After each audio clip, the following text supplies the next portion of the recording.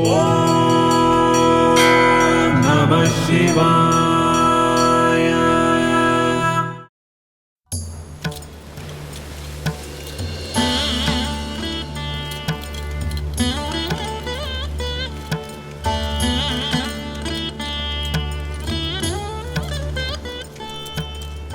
வணக்கம். வணக்கம் வல்லவராயரே. நேற்றே உங்கள் சரக்கு கப்பல் கிளம்பியதாக கேள்விப்பட்டேன். இன்று வந்திருக்கிறீர்? தங்களை சந்திப்பதற்காகத்தான் வந்தேன். என்ன விஷயம்? நேற்று அனுப்பிய பொருட்களில் 2 சேதாரமான பொருட்களும் சேர்ந்து வந்துவிட்டது. தவறு என்னுடையதுதான். உங்களுக்கு அனுப்பும் பொழுது நான் அதை அருகிலிருந்து ஏற்றி அனுப்பியிருக்க வேண்டும். மன்னிக்க வேண்டும். அதற்கு ஏன் வல்லவராயரே பதறுகிறீர்? பொருட்களை ஏற்றி இறக்குகையில் சேதாரம் ஆவது இயற்கைதானே? இல்லை, இந்த பொருட்கள் ஏற்றும் பொழுதே சேதாரமான பொருட்கள் தான். தங்களை எப்படி சமாதானப்படுத்துவது என்று தெரியவில்லை. அதற்கீடாக தாங்கள் கொடுத்த பணத்தை பெற்றுக்கொள்ளுங்கள். என்ன வல்லவராயரே, நேற்று இன்றாம் உங்களை எனக்கு தெரியும். பொருட்களை பார்த்ததுமே நீங்கள் அங்கு இருந்திருக்க மாட்டீர்கள் என்று தெரிந்துவிட்டது. பணத்தை வைத்துக் கொள்ளுங்கள், பிறகு பார்த்துக் கொள்ளலாம். இதெல்லாம் ஒன்றும் தேவையில்லை. அப்படி இல்லை. இதை நீங்கள் பெற்றுக்கொள்ளவில்லை என்றால் என் மனம் அமைதியடையாது. நீங்கள் பெருந்தன்மையாக இதை எடுத்துக்கொள்ளலாம். ஆனால் என்னால் அப்படி எடுத்துக்கொள்ள முடியாது. தயவு செய்து பெற்றுக்கொள்ளுங்கள். என்ன வல்லவராயரே, இத்துடனா நமது வியாபாரம் எல்லாம் முடிந்துவிடப் போகிறது. பணத்தை வைத்துக் கொள்ளுங்கள், பிறகு பார்த்துக் கொள்ளலாம். சரி, லங்கையிலிருந்து பத்மநாபன் வியாபார நண்பர்களை அழைத்திருந்தாரே, நீங்கள் அதற்கு வருவீர்கள் தானே? இல்லை இல்லை, நான் வரவில்லை. பரிசு பொருட்களை மட்டும் அனுப்பியிருக்கிறேன். ஆமாம், நானும் வெகு நாட்களாக ஒன்று கேட்க வேண்டும் என்றிருந்தேன். ஏன் எந்த வெளிநாட்டு அழைப்புகளுக்கும் தாங்கள் செல்வதில்லை? சொல்லக்கூடாத விஷயம் என்றால்? அப்படி ஒன்றும் இல்லை. என் தந்தை தேசம் விட்டு தேசம் சென்று வியாபாரம் செய்தவர். ஒரு முறை அவர் கப்பலில் பயணம் செல்லும் பொழுது விபத்தில் இறந்து விட்டார். அன்று முதல் நான் கடல் கடந்து பயணம் செல்வதை என் தாய் விரும்பவில்லை. என் தாய்க்கும் என்னை தவிர வேறு யாரும் இல்லை. ஒவ்வொரு முறை என் தந்தை பயணம் செல்லும் பொழுதும் என் தாய் படும் பாட்டை நான் பார்த்திருக்கிறேன். அந்த வலியை நான் அவருக்கு தர விரும்பவில்லை. மன்னிக்க வேண்டும்.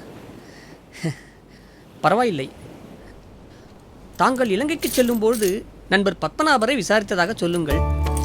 நான் வர இயலாத சூழல் என்று அவரிடம் தெரிவித்து விடுங்கள். நான் வருகிறேன்.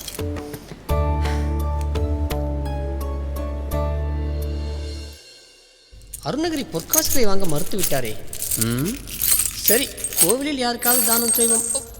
ஓ,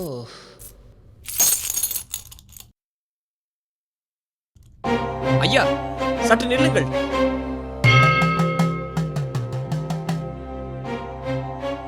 ஆளை பார்த்தால் அனைத்தும் அறிந்த சித்தர் போல் உள்ளீர்.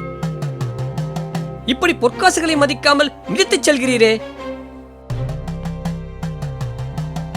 சேச்சே, எப்படித்தான் உங்களை போன்ற சாமியார்களுக்கு இப்படி கர்வம் வந்து சேர்கிறதோ தெரியவில்லை. நான் கேட்பதற்கு பதில் கூறாமல் இப்படி சிரித்துக் கொண்டு நின்றால் என்ன அர்த்தம்? இல்லை, நீ ஒவ்வொரு நாளும் மண்ணை மிதித்துத்தானே நடக்கிறாய். ஆமாம். அப்படி என்றால் நீ இந்த பூமியை மதிக்காமல் நடக்கிறாய் என்று எடுத்துக்கொள்ளலாமா? அது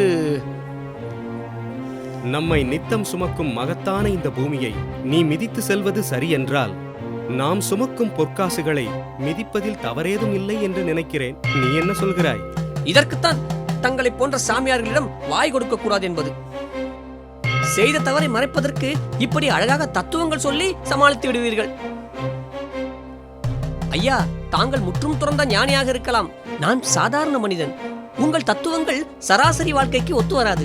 உன்னை சாதாரண மனிதனாக நீ நினைக்கும் வரை நீ சாமானியன்தான். ஒவ்வொரு மனிதனுக்கும் வாழ்க்கை என்னும் நதியை கடக்க ஒரு ஓடம் தேவைப்படும். உன்னுடைய வாழ்விலும் வாழ்க்கை என்னும் நதியை கடந்து ஆன்மீகம் என்னும் கரையை அடைய ஒரு ஓடம் வராமலா போகும்? புரியவில்லையே. எல்லாம் சிவன் அறிவான். அப்படியென்றால் இந்த கோயிலில் இருக்கும் சிவனை போய் கேள், அவரே எல்லாம் அறிவார். நான் ஏன் சிவனை தேடி செல்ல வேண்டும்? ஆம், நீ ஏன் சிவனை தேடி செல்ல வேண்டும்? அவரே உன்னை அழைத்துக் கொள்வார்.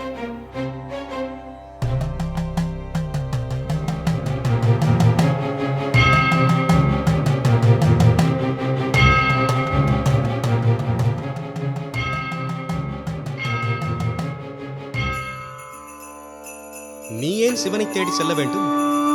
அவரே உன்னை அழைத்துக் கொள்வார்.